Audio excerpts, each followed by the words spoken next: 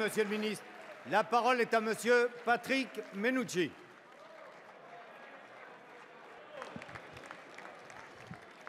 Monsieur le Président, Monsieur le Ministre, mes chers collègues, je voudrais associer mes collègues Avi Assouli, Henri Gibrail à cette question.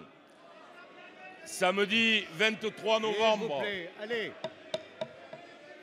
allez, on écoute la question. Samedi 23 novembre, Monsieur le ministre Cuvillier, chargé des Transports et de la Mer, a déclaré que l'État ne laisserait pas faire ce qui conduirait à la disparition de la SNCM.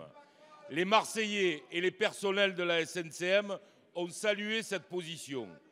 Pourtant, malgré cette annonce, des rumeurs persistantes distillées par un actionnaire privé laissent entendre que notre compagnie pourrait être vendue à la découpe avec le seul maintien des liaisons avec la Corse dans le cadre de la continuité territoriale.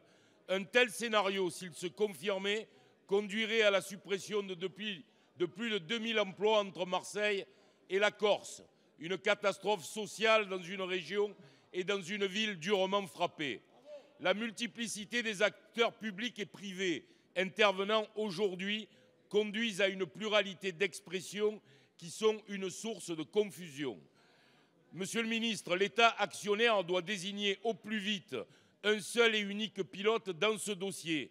Il doit exiger de Veolia et de la Caisse des dépôts d'assumer leurs responsabilités. La première mission de l'État doit être de sauvegarder les emplois et les actifs de la SNCM dans l'intérêt non seulement de Marseille, de la Corse, mais aussi de tout notre pays. Il est urgent de faire la clarté sur le rôle de l'actionnaire privé dans le management et l'exécution de la DSP depuis la privatisation. Sur notre attitude aussi sur les fumeuses amendes de l'Europe, dernière élucubration des ultralibéraux de Bruxelles. Nous avons confiance dans ce gouvernement et c'est avec confiance que nous attendons votre réponse. La parole est à Monsieur Alain Vidalies, ministre chargé des relations avec le Parlement. Oui, merci, Monsieur le Président. Monsieur le député Patrick Mennucci, Mesdames et Messieurs les députés, comme vous le savez, le gouvernement suit avec une grande attention ce dossier depuis le début du mandat présidentiel. Des étapes importantes ont d'ores et déjà été franchies. Un projet industriel a été validé fin juin et début septembre par le Conseil de surveillance de l'entreprise. Il prévoit notamment de renouveler une partie de la flotte des navires. Je sais que, par ailleurs, que les négociations sociales avancent et que les salariés de la SNCM jouent le jeu pour redresser définitivement leur entreprise. Les actionnaires de la SNCM ont fait le nécessaire pour assurer le financement de l'exploitation durant cette année 2013 qui a été difficile pour l'entreprise. La principale étape a été franchie ce vendredi 6 septembre. La collectivité territoriale corse a décidé d'attribuer la délégation de service public à la Corse entre 2014 et 2023, ce qui donne une véritable perspective pour l'entreprise et ses salariés. Le contrat a été signé mi-septembre. Depuis le 11 octobre, une procédure amiable de conciliation a démarré pour trouver une solution par rapport aux problèmes de trésorerie à court terme.